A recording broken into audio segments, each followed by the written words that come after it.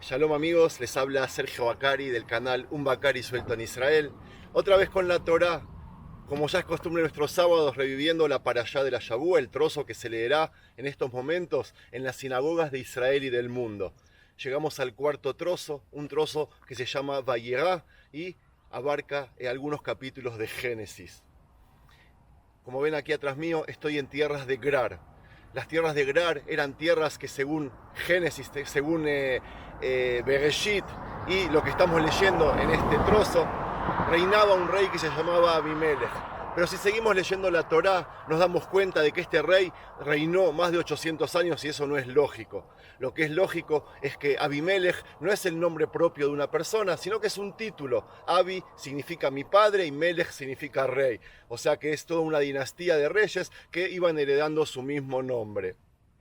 Esta parashá es sin dudas la más difícil de todas, y mientras yo recorro el río Gerar, que voy a cruzar ahora, y algunos campos que se están cultivando a pesar de que ya es invierno en Israel,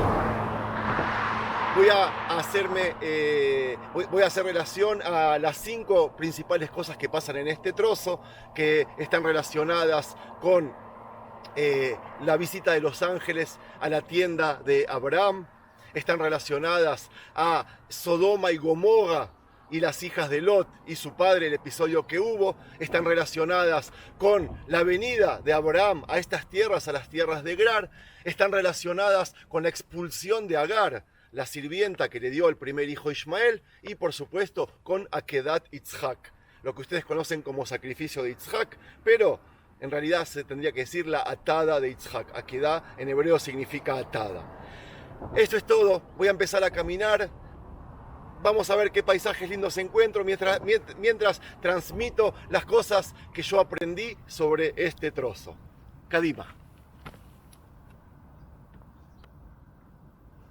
Amigos, ustedes ya saben cuánto amo este libro, la Torá, con el que yo voy a todos lados, y cómo suelo además leerlo e interpretarlo. La Torá para mí es el eje de la vida judía.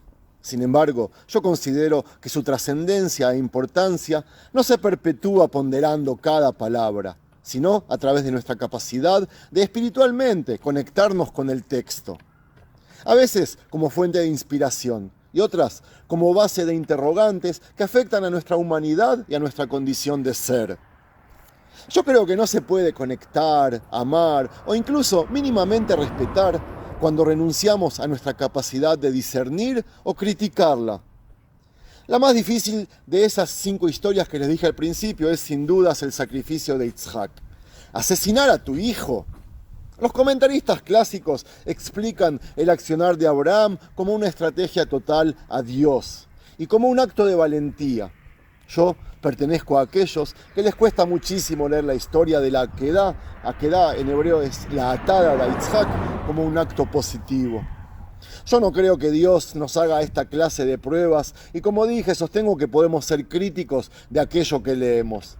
Entonces, yo podría sugerir que la Akedah, la atada de Yitzhak, es un acto de locura temporal, por decirlo de alguna manera.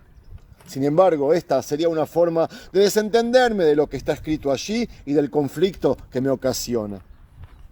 Si nos trasladamos a la primera historia, el Midrash nos cuenta que Abraham estaba sentado en la entrada de su tienda y que Dios lo había ido a visitar cumpliendo con el precepto de Bikur Jolim. Bikur Jolim vendría a ser la visita al enfermo.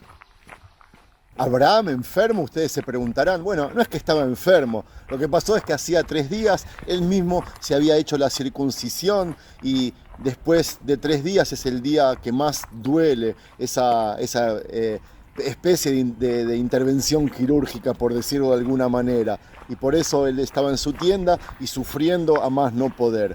Así todo, él recibió a Dios. Cuando Abraham detectó a los 3 forasteros en el desierto, literalmente salió corriendo hacia ellos.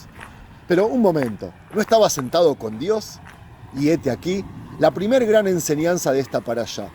Dios no puede cegarte, no puede desconectarte, sino todo lo contrario.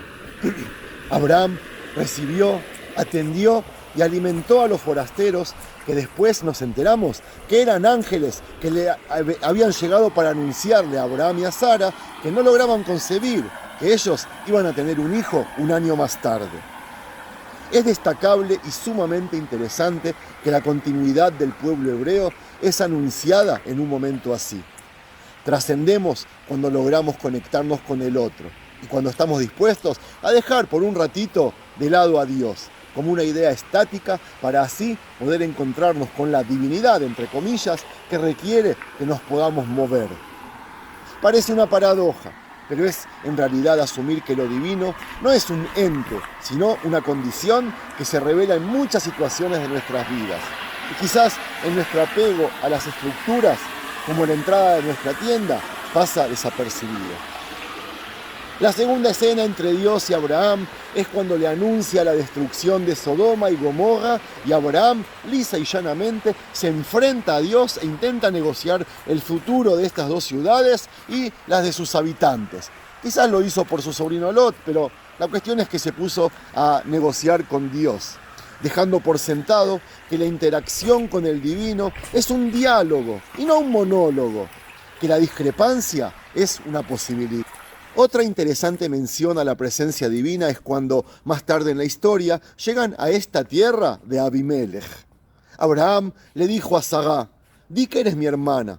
En esta tierra no son temerosos de Dios y quizás intenten matarme para tomarte como esposa, sentando la idea de que ser temeroso de Dios implica comportarse según un estándar de valores sociales o valores universales. En la última historia de la Parashá, la Akedá, la atada de Yitzhak, Abraham calla y acata. Se dispone a sacrificar, como les dije antes, a asesinar a su hijo porque es lo que Dios le pidió. En otra oportunidad, comenté que lo que le otorga a Abraham el título Avinu, nuestro padre, es la heterogeneidad de su ser. En su figura logra reunir gran parte de la diversidad espiritual de su pueblo. Abraham significa Ab-Am, el padre de las naciones o el padre de los pueblos. En la Parashat Vayera de esta semana podemos ver dos modelos teológicos claramente delineados. El primero es la fe al servicio de la acción social y la justicia, ayudando al necesitado y abogando por la vida humana. Un modelo en el cual lo sublime, es decir, Dios, es un ente dinámico y dialógico.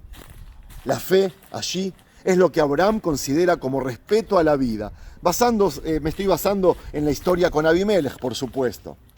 En el segundo modelo no hay diálogo, hay mandamientos y acción, no hay preguntas. No es locura temporal, es fundamentalismo religioso. Podríamos intentar escaparnos nuevamente y aprovechar la oportunidad para discutir el fundamentalismo religioso que tanto nos ocupa en nuestros vecinos árabes y cuyo riesgo es entendido por todos nosotros. Pero eso, amigos, sería escaparnos. Abraham Avinu, nuestro padre. Nos tenemos que preguntar qué parte de esta genética está instituida en nuestro pueblo hoy. Abraham es el padre también de los primos musulmanes, les recuerdo. Obviamente, el hecho de haber conmemorado el asesinato de Yitzhak Rabin solo hace un par de días atrás nos marca la pauta de que el fundamentalismo religioso sí es una parte de nosotros y no nos podemos escapar de la misma. Otro ejemplo es, por ejemplo, la discusión pública en Israel en torno a lo que debe o no debe ser nuestro territorio. Política y estratégicamente podemos disentir de izquierda o de derecha respecto a dónde poner los límites. Allí lo que nos ocupa es nuestra seguridad y además el bienestar con pragmatismo e inspiración religiosa. Una visión completamente diferente es aquella que dice que lucharemos a cada centímetro de esta tierra con nuestras vidas porque es el lugar que Dios nos prometió. Esta es la tierra prometida.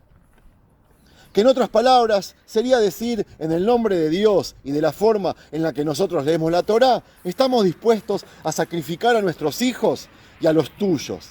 Y aquí, nuevamente, en el año 2020, la Akedá, la atada de Yitzhak, de ese capítulo de Génesis, está en nuestras vidas en todo su esplendor. Pero hablemos del otro. Ahora, el otro es judío, pero es el judío que no somos. Yo me pregunto como un judío liberal, ¿tengo algo de esto? ¿Cuáles son los lugares en los cuales me aferro ciegamente a ideas? Cancelo el diálogo, se me terminan las preguntas y los dilemas. ¿Dónde convierto a mis amados así es mencionado Yitzhak en Génesis, empresas de mi búsqueda. ¿Cuántas veces abrazo aquello que adoro y ofrezco como ofrenda a mi sociedad, familia e hijos? Dinero, carrera, prestigio. Quizás, amigos, la clave para concluir esta parashá es la incomodidad. Sí, la incomodidad. Abrazar la incomodidad. Desafiar nuestras estructuras, exponernos al diálogo, discrepar y alejarnos de aquellos lugares en los que solo hay respuestas y no hay dudas, porque finalmente allí convertiremos la incomodidad en la desgracia de aquello que nunca podremos reparar. Amigos, discutir con la Torá, cuestionarla, aprender de la misma, esa es mi filosofía de vida y yo creo que es la enseñanza de toda la Torá entera. Amar, aprender y conducirnos llenos de valores. Y colorín colorado, este paseo se ha terminado. Shalom.